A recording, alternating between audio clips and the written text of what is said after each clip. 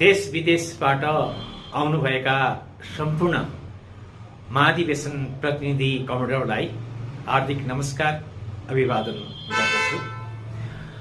म किस्मत कुमार कक्षपति, नेकपा एमाले जिल्ला कमिटी बाँकेको निवर्तमान पार्टी अध्यक्ष, अहिले लुम्बिनी प्रदेश कमिटीको सदस्य। हाम्रो गौरवशाली पार्टीको 11औं राष्ट्रिय महाधिवेशनमा म जनजाति क्लस्टरबाट खुला केन्द्रीय सदस्यको रूपमा उम्मेदवार भएर तपाईहरुको बीचमा आएको छु। सम्पूर्ण आदरणीय महाधिवेशन प्रतिनिधि कमरेडहरूलाई, किस्मत कुमार कक्षपतिलाई जनजाति क्लस्टरको खुला सदस्य केन्द्रीय सदस्यमा तपाईहरुको अमूल्य मत दिई निर्वाचित गराउनको निमित्त विनम्रताका साथ अनुरोध गर्दछु, आग्रह गर्दछु।